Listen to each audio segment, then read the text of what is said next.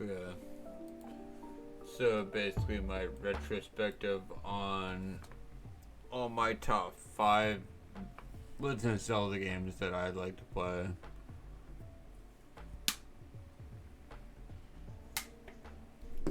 Let's start off with number five, Ocarina of Time.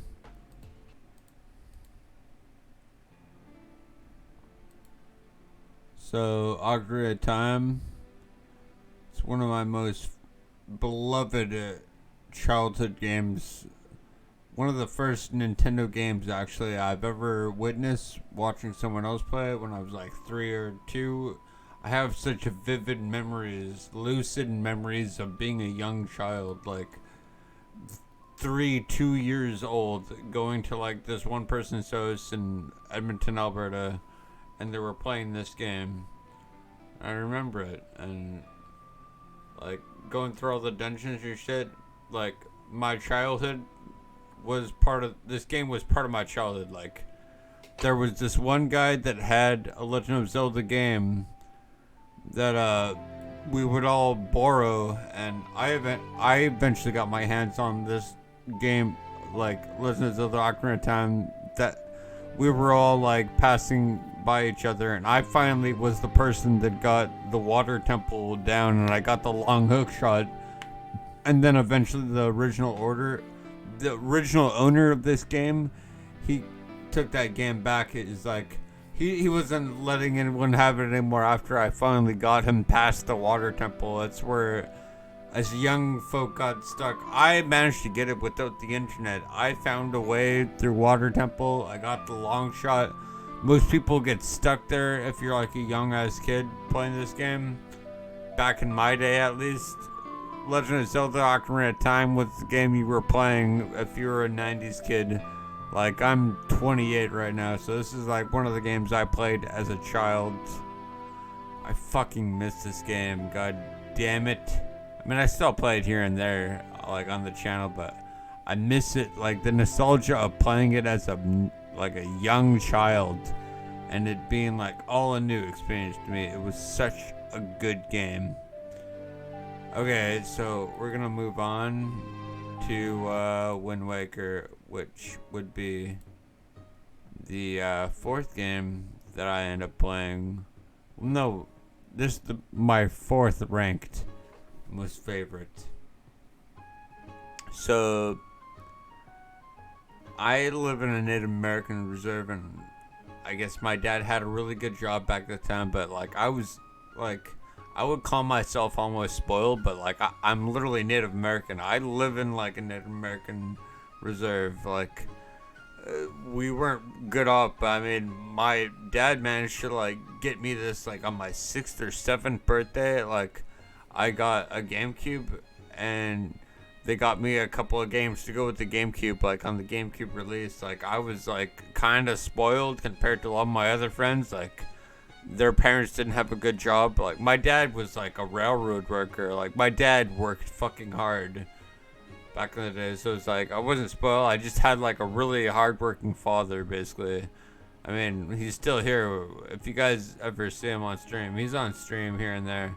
But yeah, he got us our GameCube like on the same year it came out. Not exactly like I'm still a young child at this point. I'm like 7 or 8 when I got this, so I think I got like Luigi's Mansion and something else. I don't think we got Wind Waker right away when we got the GameCube, but eventually I got it. But this, because of its soundtrack and the actual gameplay of it, like my parents got me a guidebook, and it was like one of the first few reading materials where I was at that age where I could start reading shit. So I started reading this thing, and I was able to beat this game through a fucking guidebook before the internet chat. I was like 7 or 8 type of deal, and like my parents would get me guidebooks for most of the games they would like buy us.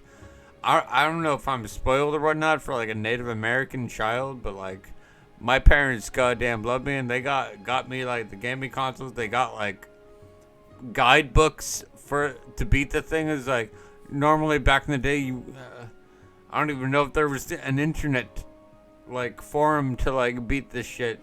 But like my parents bought like the guidebook for this game, Zelda Wind Waker, and it's like I have a really like memorable time of this throughout my childhood of being like 7, 8 when this came out.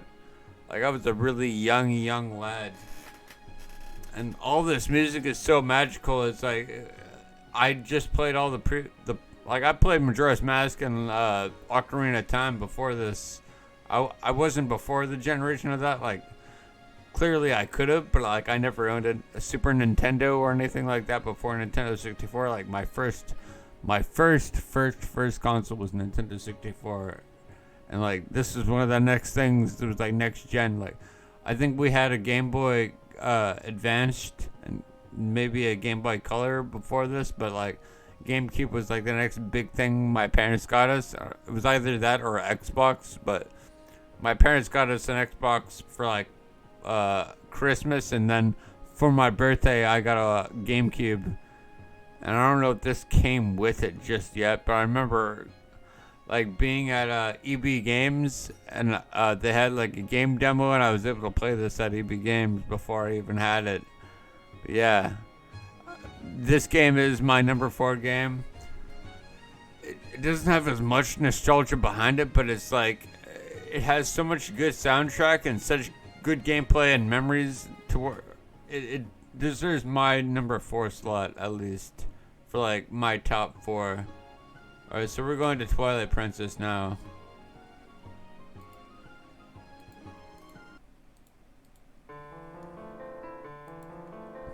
Alright, so this is where gaming gets more mature for me. I'm starting to become a teenager by the time this game came out. It came out on GameCube, but I got it on Nintendo Wii. Again, on one of my birthdays, my mom got me a Nintendo Wii around that time, and this was the game that I got with it, and like Nintendo Wii Sports or whatever the fuck baseline other game that comes with it. But yeah, this is the one game that I got with it because I'm already a Zelda fanatic at that point when the Nintendo Wii came out, and I played this recently, like on this channel, but like on the GameCube version it's like mirrored, so everything looks like the opposite of what I remember playing it as a child, because like the GameCube version of this came out before Wii, and I was playing the Wii version, so the Wii version is like mirrored, and it's like everything. I'm used to the Wii version, I grew up on that, and yeah. Wii version kind of like it's diff, basically. Well, I guess the GameCube version is diff to me, but yeah. I played Legend of Zelda, and this is just a darker game. I beat it, like every other Zelda game I ever played. Like, I beat this game, but like this is one of the first Zelda games, like going into my teenage years. There was like, it affected me more than the other 2 previous games, like the Wind Waker and Ocarina of Time. So that's why I placed this at rank 3. Alright, so now rank 2. We're going back to Nintendo 64, back to the Majora's Mask, which is the direct... It's the prequel to Ocarina of Time. Like, there is basically...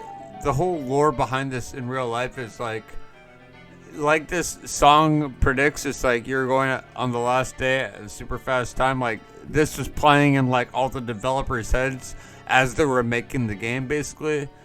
They made this game in under a year after Ocarina of Time. They had like such a limited time budget to actually make this game, which is, yeah, why this game came really closely after Ocarina of Time. But yeah, this is my, like, playing this game over and over and over again. This is definitely my second. It's almost as dark, if not more dark, than Twilight Princess, in my opinion.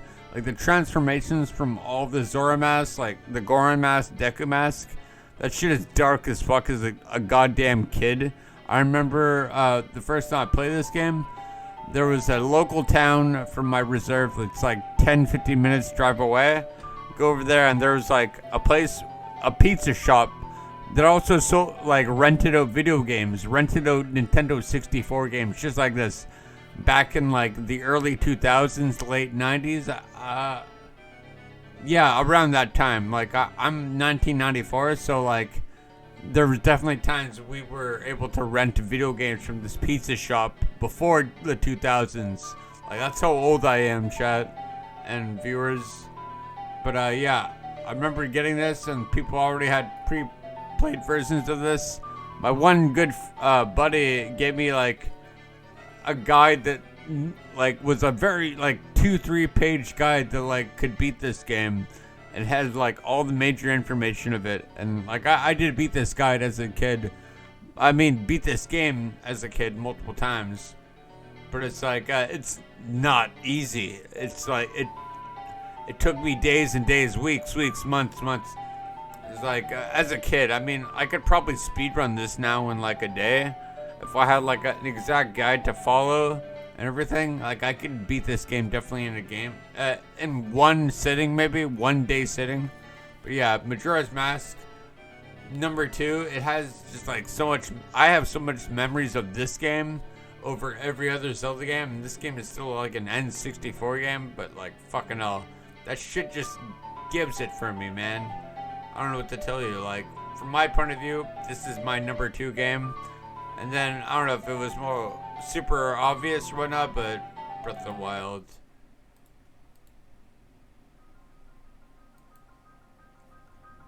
We were given this game in 2000, like what, 16? 17? I remember my younger brother got me a Nintendo Switch around that year for like my birthday.